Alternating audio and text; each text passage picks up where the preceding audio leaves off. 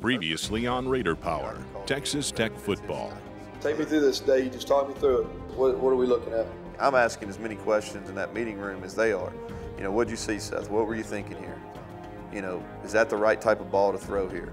You know, because I want to get feedback from him. Coach Brown's really been a big part of my progression as a quarterback. I really think he's developed me to a better player than I would have been without him. Yeah, that's an excellent thought process. Excellent. Really good route, really good throw. Good on that. He's a major student of the game. And his improvement, you know, probably has little to do with me, a lot to do with him being self-driven. You know, anytime that I've told him, hey, you need to work on this, you know, he spends all the time that he can to make sure that that gets corrected. One of your bad plays in the scrimmage. You made the right call, right? Made a line call. It's open, man. Let's pull the trigger. Let's go. Cover two. We can't dial this thing up any better. He really helps me, and now that I know, you know, I could almost tell him going in to a meeting what I did wrong, and what needs to be fixed, and I think that's a big part of developing as a quarterback. Improvising and just carrying that thing out, you know what I mean? It's encouraging. These guys in this area, flat foot, throw it. Great catch, touchdown, Red Raiders. Make plays, do your job. That's all you got to worry about. Your job. You understand me? Watch signals through the cut, communicate, get the line fast. Let's get after it. Right? You know what I'm saying? Y'all done had a good couple of days the last couple of days. Biggest thing you can't do is let this thing go down. They go in pairs now. They gonna show up. But it don't matter what they do, because we control what we do right here. You know what I mean? We control what we do right here. We gotta go get it. Start right here, man. Have fun. Don't be afraid to be great today, all right? Team on three. 1, 2, 3. Biggest thing you do is what? Have fun. B squad on 3. 1, 2, 3. B squad. Concentrate, know the play, communicate, alignment, and technique. Let's see where we're at. If you want to have a good football team, you got to make it happen out here, and we find out where we're at, what we got to work on next week. Pretty productive day. We got a lot done in situations, some live tackling, which was good for the first team. So we needed to get that out of the way. The big thing was organization, lining up, and we didn't make near as many mental mistakes before the ball was snapped as we did last week. So that's a little progress. We got a little contact for the guys that had some injuries last year. I thought that was good. They did that today.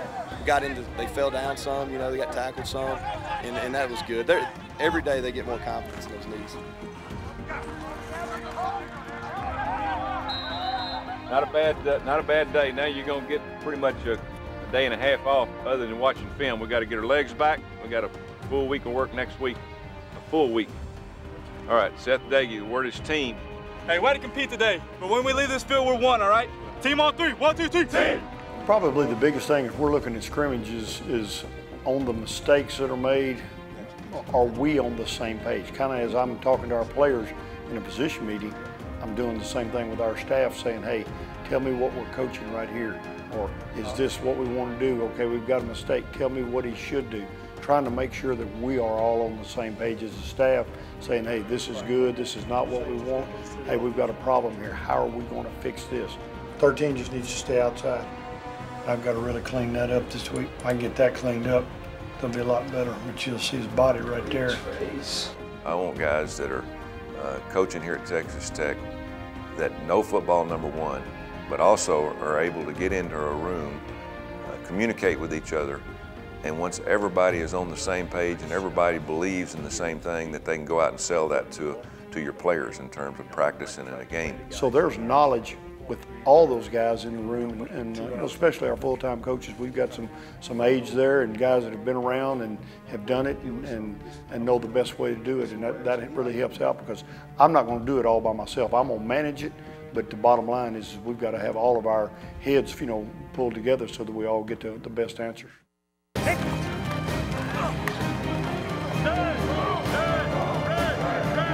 Accountability.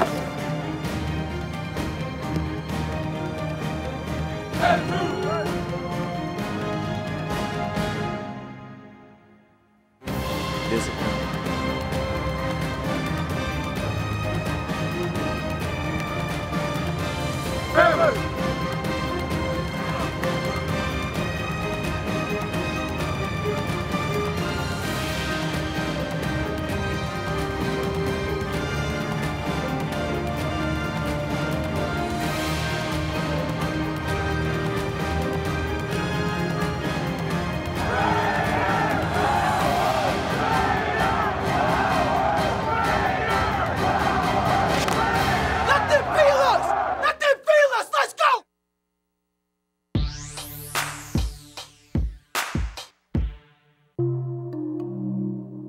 the Sunday after Texas Tech's second scrimmage. The players have a day off from practice, but for the coaches, it's a crucial day as evaluations are discussed.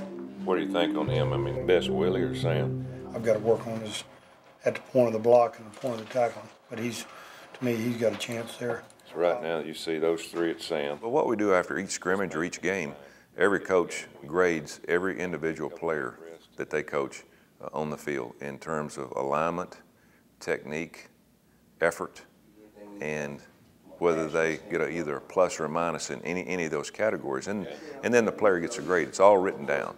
But what we do before we even get with our players, we want to talk about it as coaches. And I want the offensive coaches to know what the defensive players are doing.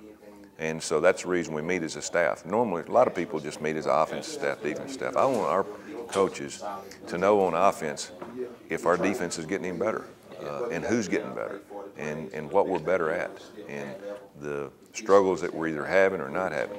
Because I think it's important that everybody's on the same page as a staff. Players are moving up and down the depth chart as the eventual season opening roster begins to crystallize. You know, a lot of times as we're building our team, you know, we'll look at our needs of what we need, and if we've got freshmen coming in, maybe we've got depth at a position. And if that guy's not really something exceptional, there's a standard that's got to be set that they've got to be able to meet. There's also a numbers that's got to be met for each position and you know, to build the whole team around. So if we've got depth at linebacker, we may not play a freshman who, you know, in the previous year or the next year could have come in and played just because of the numbers in front of him. So it's critical for us as we build them and we take each guy, and he is a piece of our puzzle to build our team with, and that goes into chemistry, talent, need, and the whole foundation of building the team.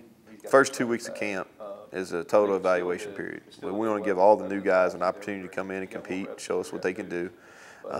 But after 2 weeks, really after that second scrimmage, we have a pretty good idea who we're going to play with, and we want to eliminate those that we're not going to play with this season. You know, deciding on who's redshirt and those type of things. Who wants to be the starter? Right now they think they're all starter, but who are your best ones? Those are the 8 guys right there. Y'all want a red shirt? We need to if we can. But I don't know whether before it. What's fun now is the first couple of years we've been here, we didn't have a lot of depth, so there wasn't a lot of competition. And I think that's what we as coaches, we thrive on, because if you don't have competition in a position, you're not going to get better, because that player knows, hey, you know, no matter what happens, I'm going to be on the field because I'm all they got. And we've been in that situation for the last 2 years. But now, at almost every position, there's competition. And it'll even get better for the years to come once we continue to bring good recruiting classes in. As I tell every player when they come here as freshmen, you know, we're glad you're here. Man, we're excited about your future. But next year, I'm going to go out and try to recruit somebody better at your position. So if you want to have a jump on the recruiting class the year before, you better work hard for the 365 days before they get here. That makes for a better football team. That's how you win big games. That's how you win championships. You know, that's how you make All-Americans, is when you have individuals that try to beat other guys out, because playing time's special, and we want it to continue to be special here. But now we're getting to the point where we do have that competition, and it's even going to make for a better team. There's just one last week of camp, and then the Red Raiders will shift into game week preparation. 4:30. Everybody be in there at 4:30.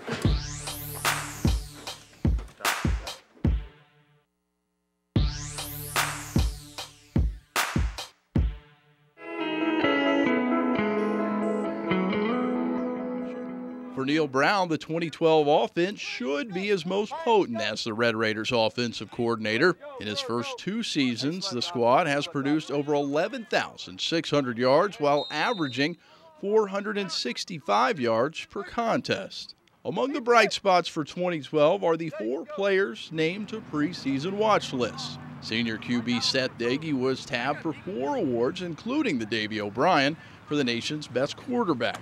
I really feel like he can be the most improved player on our team.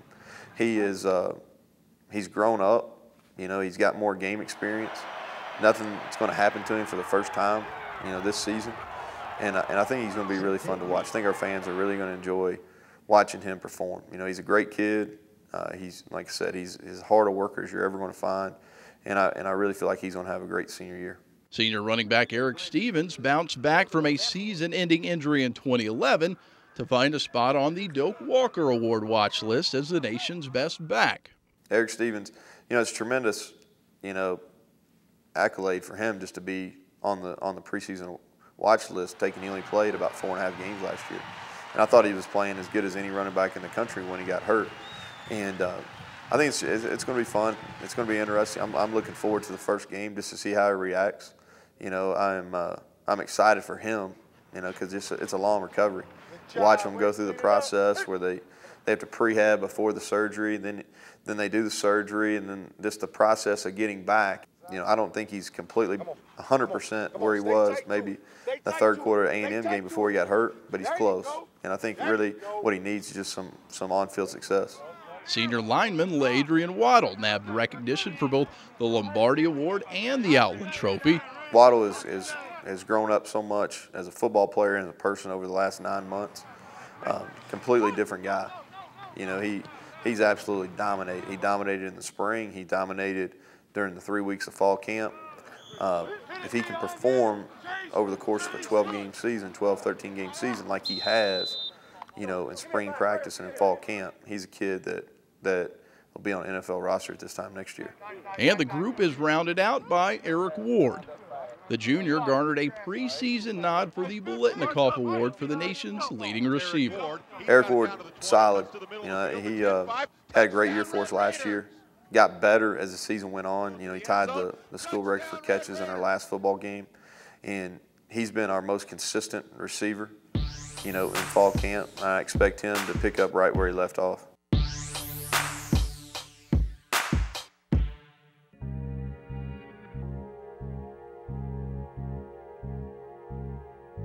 Jones AT&T Stadium is silent. Texas Tech's season opener is 6 days away. At the adjacent practice field, the Red Raiders are busy. It's their first week of game prep for the 2012 campaign. And when our players came in early in the 1st of August, I said, guys, we got 21 days before school starts, and we're going to get every second out of you. But then the transition from camp to game week, now it's time to prepare to play a team that's going to come in and try to beat us. All right, now, let's say they line up in that stack look, but there's just 2 in there.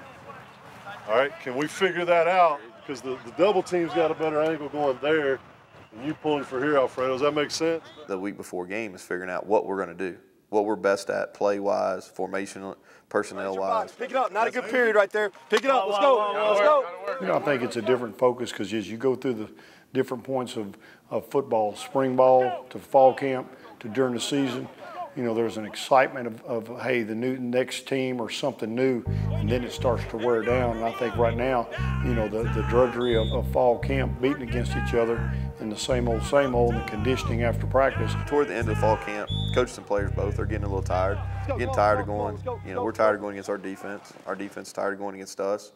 And it's time to unite as one team. Today is not what we're hunting. We didn't get lined up fast enough.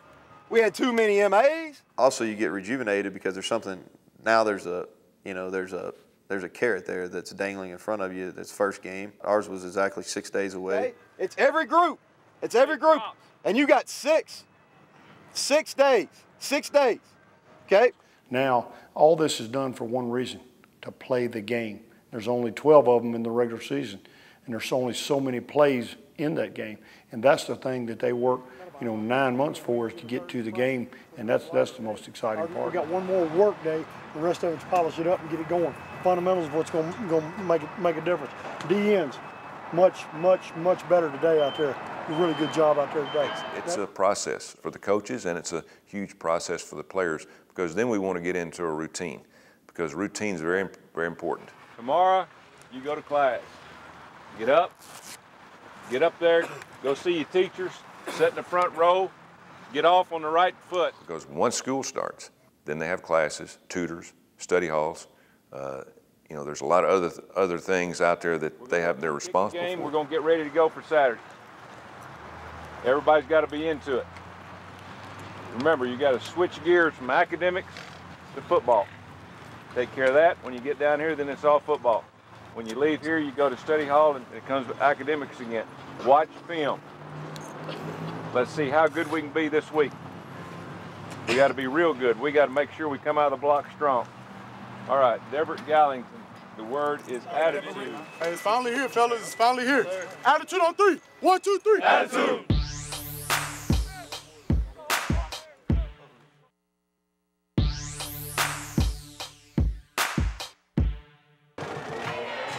As they get set to start here at Jones AT&T, the flow of people entering the stadium, so it should be a nice crowd here on a beautiful night for football here in Lubbock. Hey, come off the ball, good contact, fit, good first steps here. All of us running together, we breaking them down, we coming out hard, and doing everything. Ready to go. The 88th campaign of Red Raider football would find Texas Tech playing host to the Northwestern State Demons. We want to score as many as we can. Defense, no touchdown. 0. Let's go. Let's go.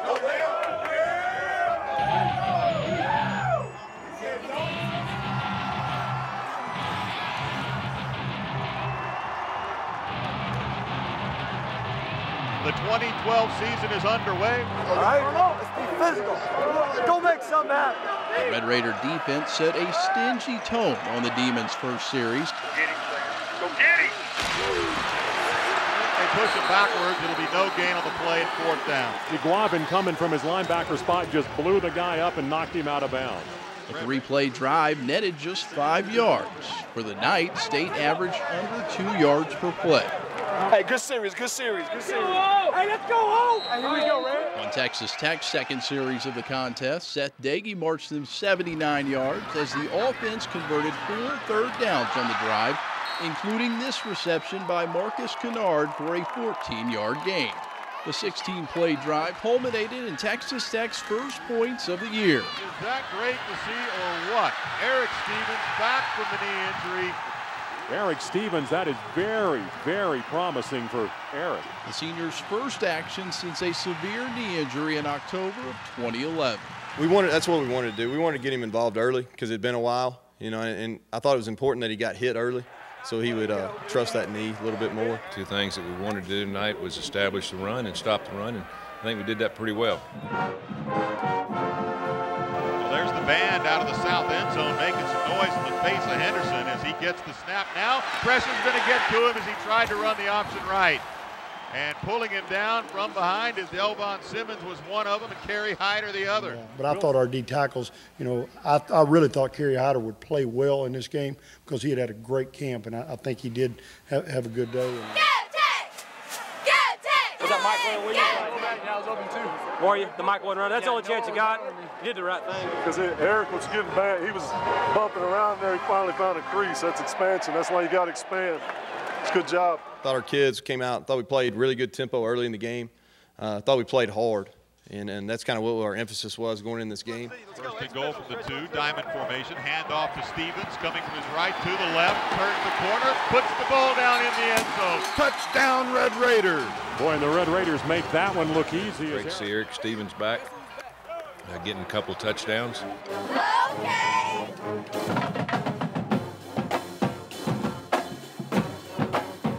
Okay. Hey, Raider, let's go. Hey, let's go. Offense in here. Listen. Hey, O-line, OL, listen. We got second goal from the 2, pitch left side to Williams. Sophomore tailback Kenny Williams would find pay dirt on the 12th play of a 49-yard drive. And the Red Raiders have another touchdown on the board. Kenny Williams, first of the season. Hey, good time, O-line. Texas Tech would tack on a 31-yard Ryan Buxton field goal late in the quarter and take a 24-3 lead into the halftime locker room. On the 5th play, which was 3rd and 15, we don't push enough depth and give up a 20-yard pass. Okay. On the 6th play, we lose leverage on a mesh route and we get ourselves out of there. So that's 3 drives. Okay. We're 3 and off on every one of them if it's not for ourselves. Okay. And that's what you find out. You got to make sure you take care of your business. Drive 4, 3 and out. Drive 5, 3 and out. Okay. All of them can be that way as long as you play what you're supposed to play out there. Best thing that we're doing right now is handling the run game. Handle the run game. No big plays for touchdowns. That's the whole key to the whole game. Remember, you make a statement for 11 more opponents, how you played tonight. You understand me? 11 more opponents, you got a statement. You're making it on the film. Last thing is be physical. We're going to treat it like 0-0. Let's go score some more points. Defense, keep playing hard like that. Just keep shutting the run down. Shut the run down. You shut the run down, it'll all shut down. Hey, finish on 3. 1, 2, 3, finish. Late in the third, Northwestern State with a 1st and 10 from Tech's 19 rushing in there on the blitz. DJ Johnson getting back there very quickly. Redshirt freshman Michael Brewer would come in the fourth quarter and lead Tech on 3 scoring drives. 3-yard touchdown catch, second in a row for Brewer to Kennard. Yeah, back-to-back drives in with Michael Brewer throwing to Marcus Kennard. Boy, 2 touchdowns ahead of me. We got a lot better. We got a lot better team, but we got a lot of room for improvement. It just depends on how good you want to be. Now, that's one of them. We got 11 to go. We're going to take them one at a time. We got to get better between now and next Saturday, 6 o'clock, on the road. On the road. Come back Monday. Be ready to work. Hell yeah. Take on Texas State. Here we go. Team on 3. 1, 2, 3.